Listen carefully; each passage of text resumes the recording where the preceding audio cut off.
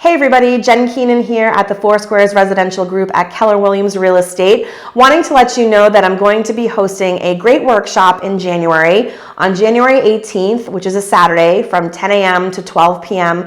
at the West Medford Community Center. The workshop is going to be about buying a home. Whether you're a first-time buyer looking to get into the market with your New Year's resolution to buy a home and finally stop being a renter in 2020, whether it's been 20 or 25 years since you've bought a home and you're just not quite sure of the process, or even something more recently, buyer contracts change over the years. So we would love for you to join us on Saturday the 18th at the West Medford Community Center. We're going to be going over the process of buying a home, what the contracts look like, getting pre-approved with a lender, and actually going out and visiting properties and what that entails. So again, love for you to join us. It's a very casual environment, very conversational. We're here to answer all your questions, and there's absolutely no obligation to work with myself or any of my team after the fact. It's purely out there for information only, and we would love to see you there. Again, Saturday, January 18th, 10 a.m.